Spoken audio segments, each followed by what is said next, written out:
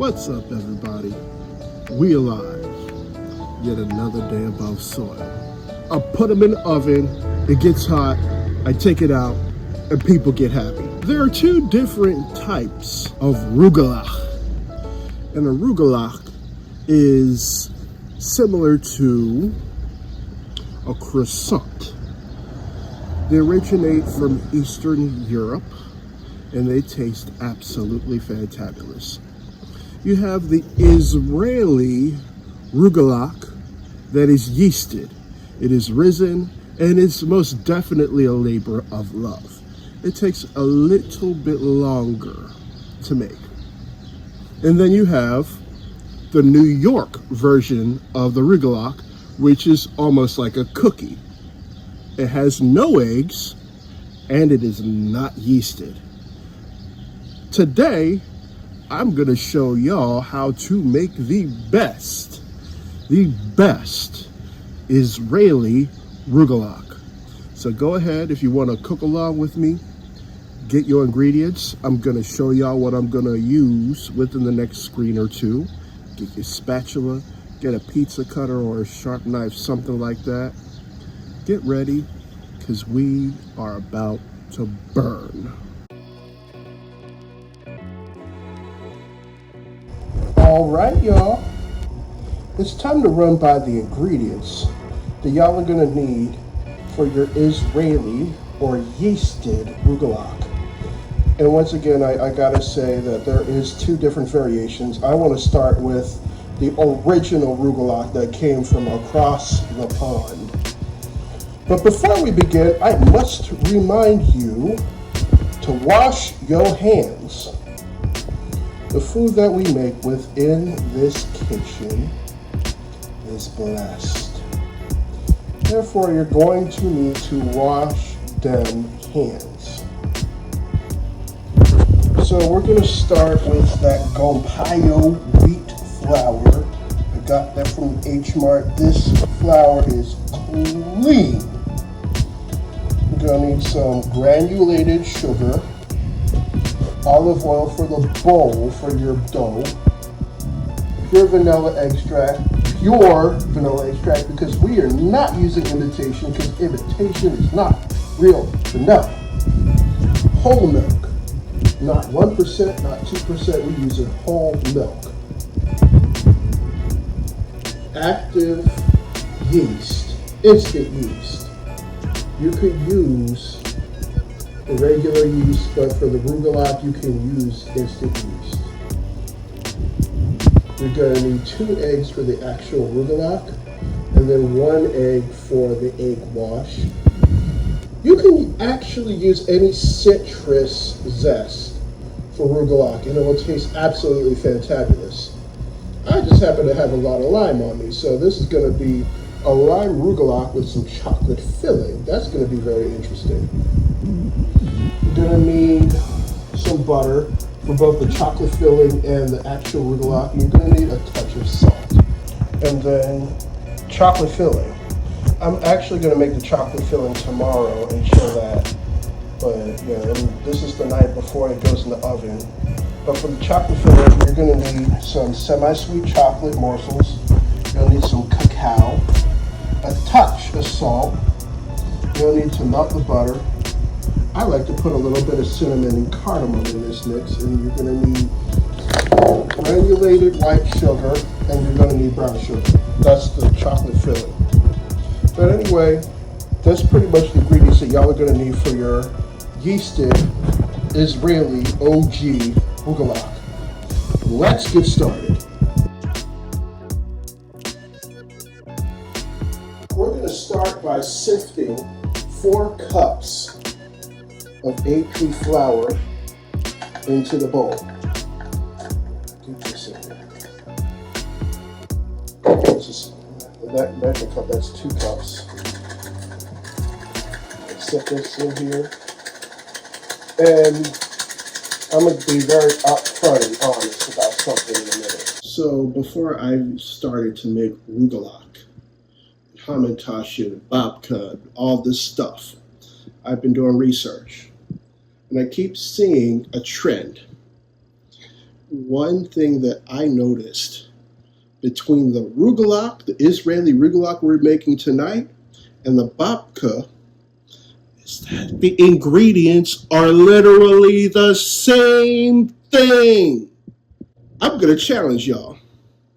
If y'all see what is the most subtle difference between this recipe, the Rugelach, and the babka, mention it in the comments. Now, what I could do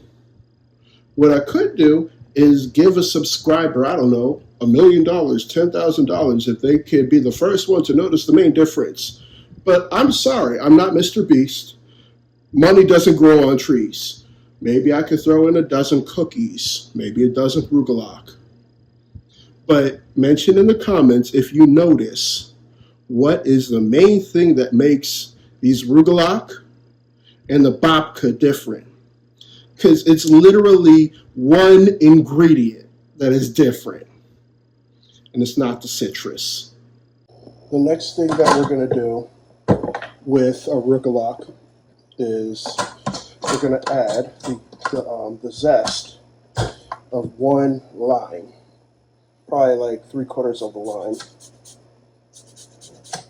Add it like so. And then behind that lime, you're going to need a ½ teaspoon of salt. This next part, once again, is going to be very particular. Be very careful with your measurements with this part. So we're going to need a 1/4 cup of granulated white sugar. This is a 1/4 cup, let's see. It's a little bit too much. We'll take some of this out.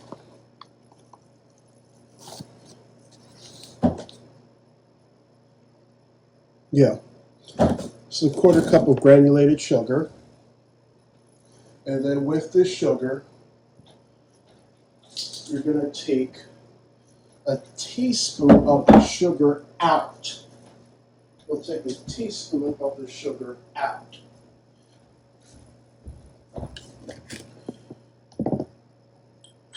Because this teaspoon of sugar is going to go into our yeasted milk.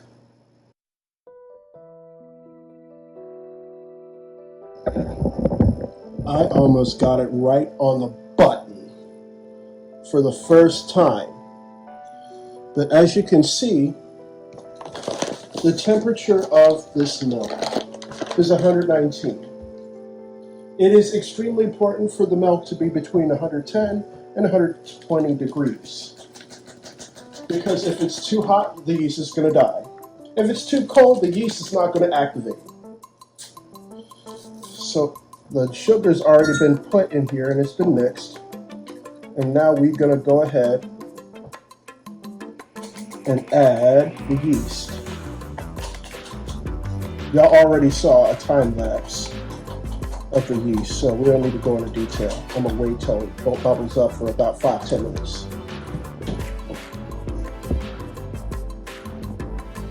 I'm so glad that I proofed the yeast. I'm not going to lie. The first batch that I did, I checked the expiration date. I thoroughly checked the temperature. It was 1 teaspoon of sugar. The yeast didn't produce as well as this. The yeast was dead. But this yeast right here, this is instant. This yeast is alive. This goes to prove that you really do need to check your yeast. Because the packet that I used, it said the expiration date was 2027. But it was not acting like it should.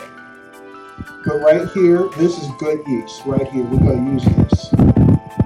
Now that I know for sure, and the yeast is still bubbling, y'all. Absolutely amazing.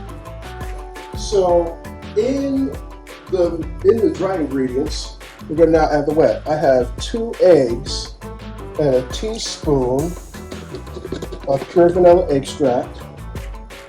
Once again, imitation, it's not real vanilla. And then also behind that, we're going to add our milk and we're going to add our activated yeast. I'm going to pour that into it, just like that. We're going to make sure every bit and every piece of yeast is in this mixture. Every piece counts.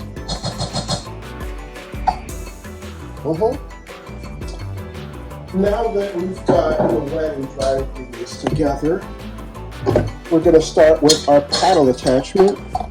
And we're going to take our dough for a little spin.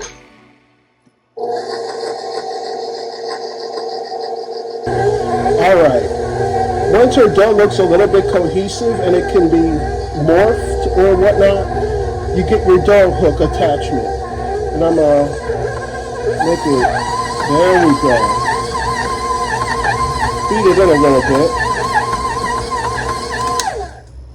And now, we're going to start adding, what I have is some room temperature butter.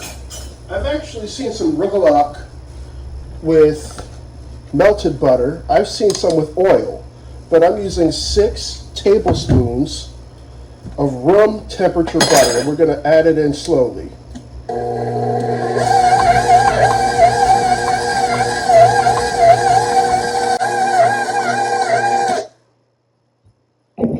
This is what the dough looks like when all of the butter is incorporated, and this has been kneading for a few minutes.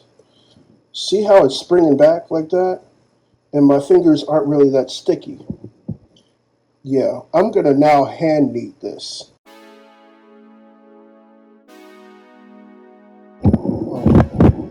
So, next, we're going to flour our working space. Flour working space. We cut the flour, just like that. And now we're going to knead the dough. I think this dough is going to come, it came out very good. It's not really, it's coming back. So, put a little bit of flour on the table. And then we're going to fold it just like this. Fold it again. I'm going to work the dough. Don't work it too much. This has been work. This is a working dough. But I think the yeast had something to do with it. But God, this is feeling absolutely gorgeous. I really don't think I need to work it that much because it's nice and smooth. Yeah. This is a good dough. It's smooth. When you put your thumb in there, you see how it's springing back? It's springing back. You pull it apart, it's like, nope, I'm not going. Can work it a little bit more, but not a lot.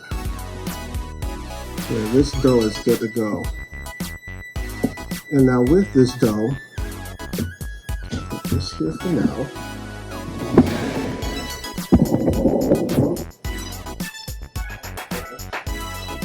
Olive oil. We're going to put just a little bit of olive oil in here, not a whole bunch, like that. Bam. Spread it around with our God-given hands, just like this. Our washed hands, once again, and then right here, right there. And then with the dough. Sit in the bowl. We're going to put some plastic wrap on it. And then put it in the refrigerator. Actually, first I want to let this cool for 30 minutes. I want to see it double in size. It might even take an hour. So I'm going to put this plastic wrap on it here. Put the plastic wrap on it here.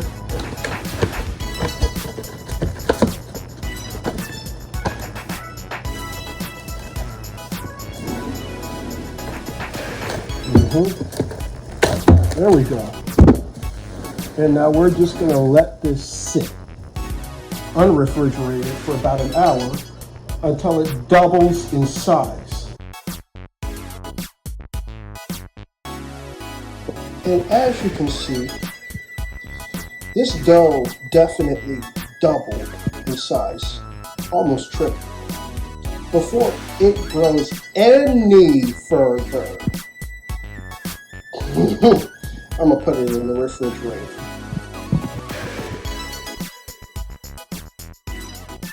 All right. Next, we're gonna make the chocolate sauce. So the chocolate ganache is gonna go inside the rugelach. In the bowl already, I have 6 tablespoons of butter, and I'm using the double boil method.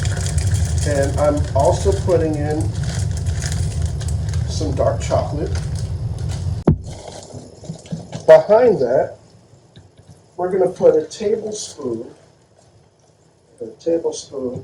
some brown sugar, maybe a little bit more. Then behind that, we'll put a tablespoon of white sugar.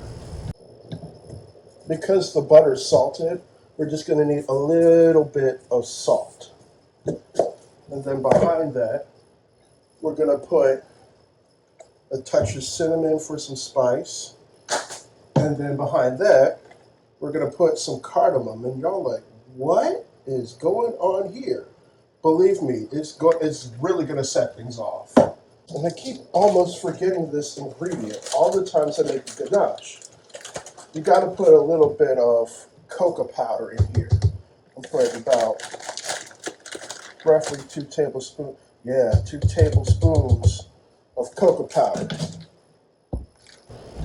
Get yourself a whisk, and we're going to stir, stir, stir.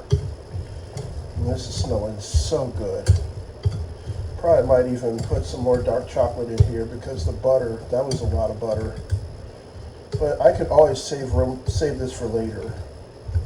Actually, yeah, I'm going to put a few more dark chocolate pieces because the butter content of this is rich. I'm not going to lie. I made a few final adjustments. Touch more salt, touch more cinnamon, a little bit more cardamom. Because I'm telling you now, like every single chocolate that I use is different. Every butter I use is different. It could be sweeter. It could be saltier. It could be more acidic. Could be more alkaline. With the chocolate sauce, I may give you the base ingredient, but your palate will be your strongest friend. So with those changes, let's see.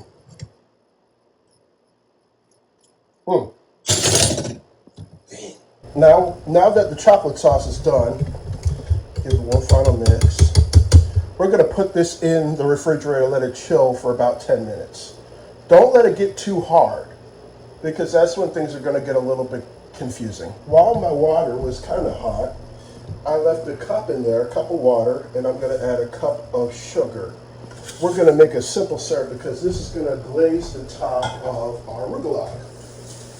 Especially when it's fresh, it's got to come out. When your rugelach come out the oven, right when they come out the oven, brush it with some simple syrup. We're going to mix this in like this until it's nice and incorporated.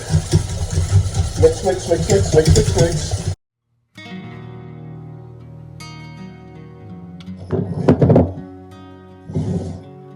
Here is our refrigerated dough.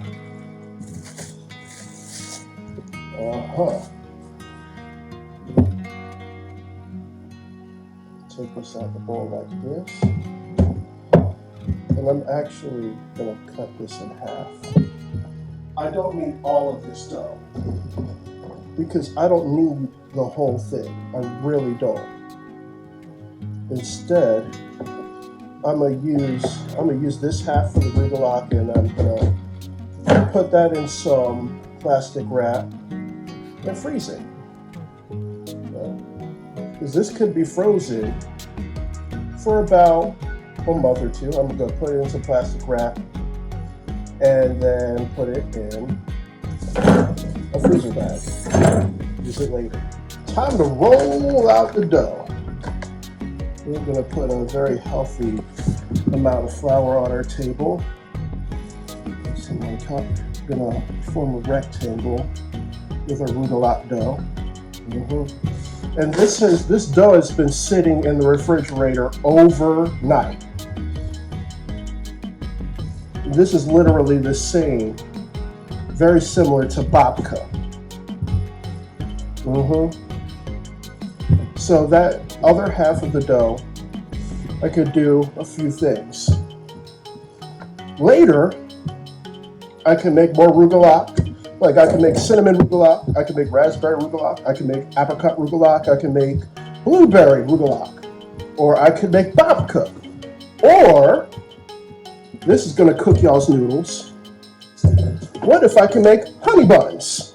I could absolutely make honey buns from this exact recipe. It's just the process will be different. The process is going to be just a little bit different. And I'm rolling this dough out real good, making sure it's nice and flat. I want a 9 by 13 inch square. Okay. So we had our chocolate sauce chilling real good.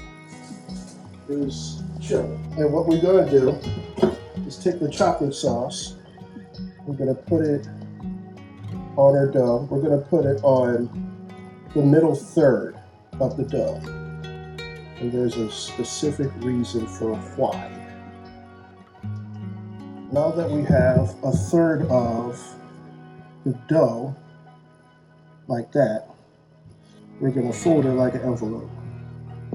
And there's a specific reason for why we're doing it just like this. Just like this. And then we're going to fold it like this. And then like this.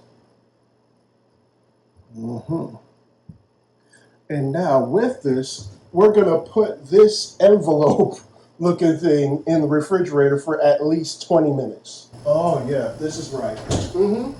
So I had a Rugelach envelope sitting in the refrigerator for about 20-ish minutes. And I'm actually multitasking because I got Hamantaschen in the oven baking right now. So, I mean, I might as well just kill two birds with one stone, you know what I mean? Yeah. So, here is our Rugelach envelope. And I put it in the refrigerator for 20 minutes so that the chocolate inside of the envelope could chill a little bit. Let me put some of this flour back here. Right here. Yeah, I want it to solidify a little bit more. And the reason why we did a little bit of an envelope is because I want the Rugelach to be very similar to croissants. Croissants have lots of flaky layers. And now that we've got our envelope, I'm gonna push it out a little bit like this. Just like this.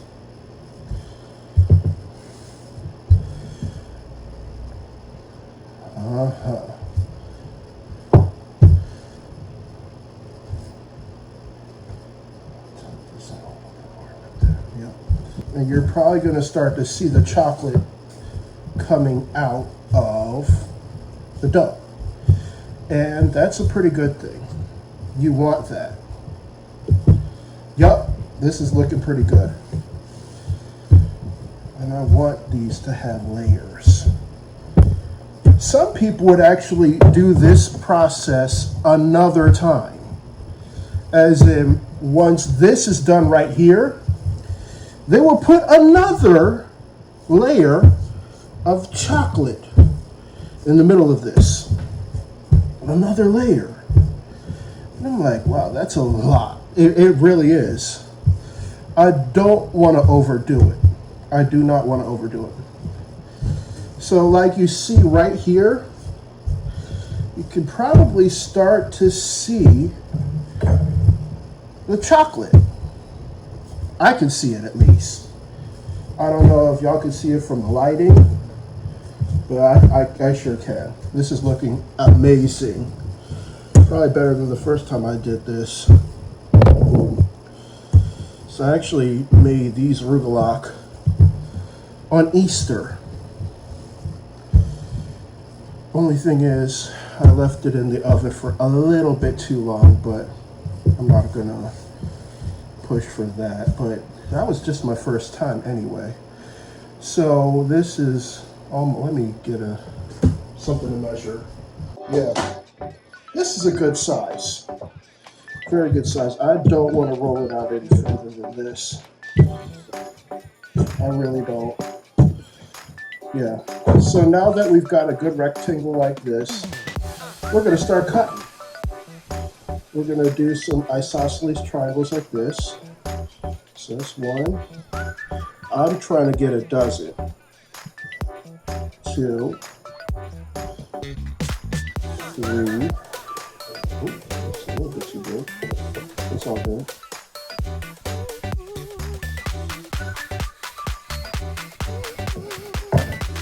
Close enough. This is a big one right here. Whoever's going to get that at the table, that's going to be a very happy camper. Or better yet, how about this? Yup. That'll work. And then I'm going to roll it just like this. Gonna roll it just like this. Because as you can see, they look like little croissants. This is the kind of shape we want. And look at that.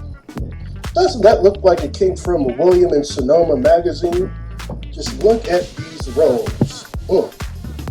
I want to let these proof for 30 minutes to 45 minutes, and then we're going to put them in the oven.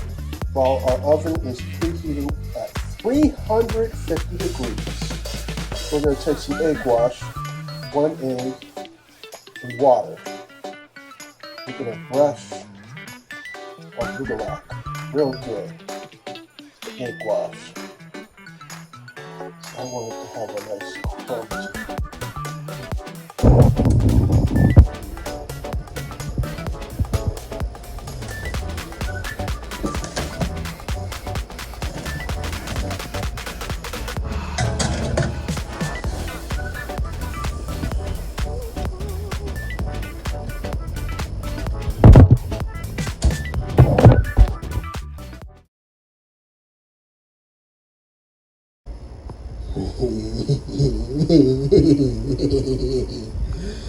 Y'all know what time it is.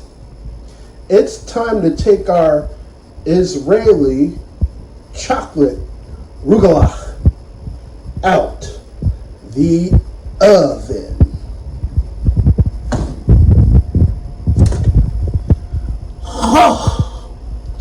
I so well to God.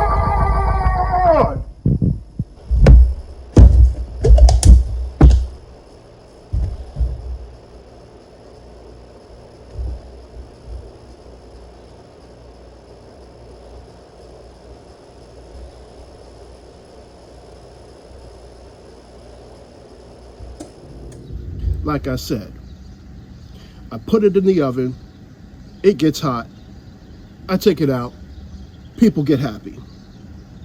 If you like this content, please hit the subscribe button, it's right down below. I'm going to include the links to my Instagram and a few other things and the ingredients for these delectable Israeli Rugelach. There's a lot of things within our society that discriminate. Death, however, still does not discriminate. I leave you all with much love, good spirits, and vibes. Until next time, I see y'all later. I'm out.